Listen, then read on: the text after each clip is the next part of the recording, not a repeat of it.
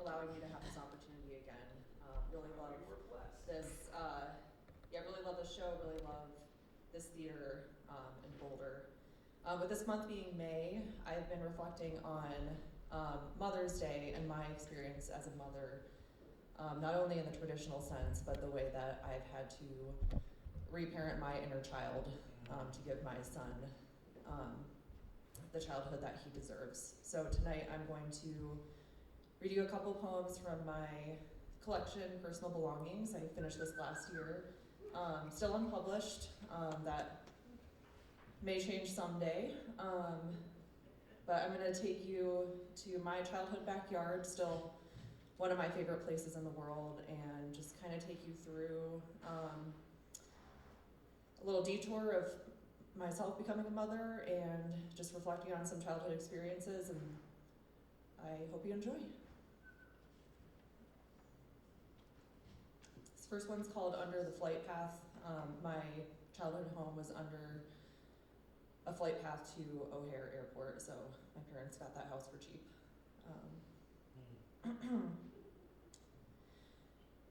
This is the place where I learned that front door keys can be rough around the edges, that peonies can befriend mysterious concrete steps, morning doves, morning glories, behind detached garages long detached from dreams, where mine began, where the power lines are above ground under the flight path.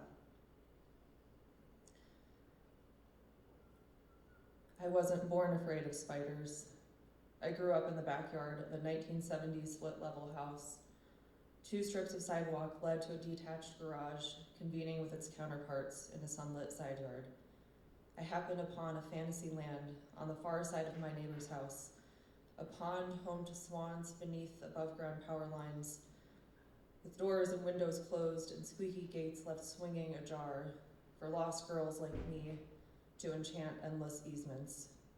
Picking poisonous berries, collecting cicada shells, dioramas in pink buckets. I went to sleep under incandescent streetlights and found spider webs in my sandbox the next morning. Gravel clicking under plastic wheels as fast as little legs could turn them. Stop at the curve in the road adorned with tinted shards. Must be beach glass. Pick up a marble half pressed into the dirt. Roll it up my driveway and lose it where it meets the foundation. Maybe I could flood it out with my tears. Surface what I was truly crying about. There was a last time the gate swung shut behind me, a last time I picked berries from bittersweet nightshade, climbing up the chain link fence. There was a day I left behind the garage for good. I wonder if it remembers. I wonder if it misses me. I wonder if it would recognize me now as a little girl who called it home.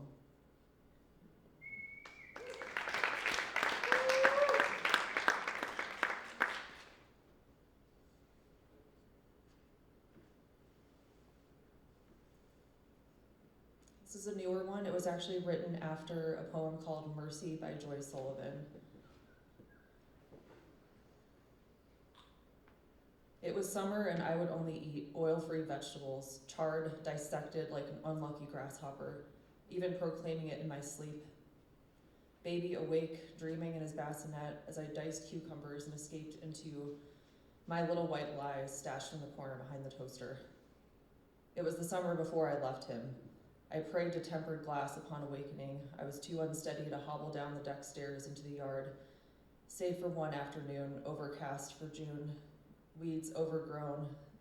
I faced the overripe strawberries, the earth reabsorbing their wasted, rotting labors.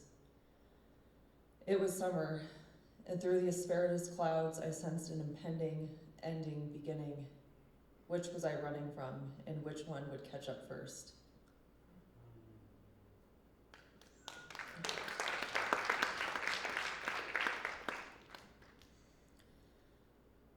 I inherited my grandfather's chalk pastels.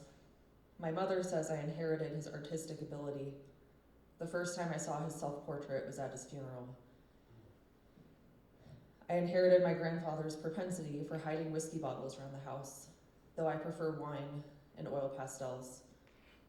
I wonder what other secrets are waiting for me to unearth from my grandparents' basement, behind their folding wood doors, from under linoleum floors.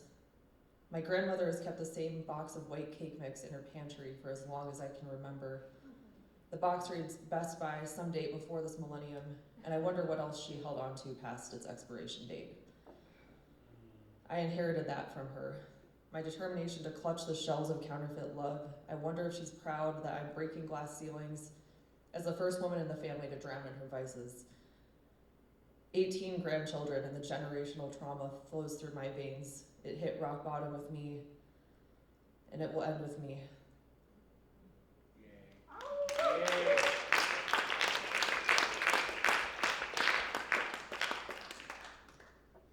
Thank you. I have one more tonight, and this one's actually published in an anthology with some other wonderful mothers. This one's I wrote last year, and it's called "To Be Continued."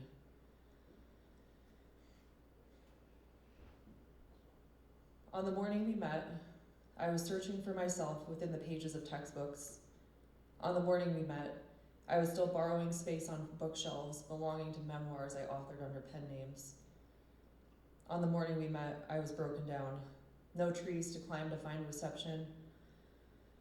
Tumbleweeds swallowed my pleas for help suspended in petrified air.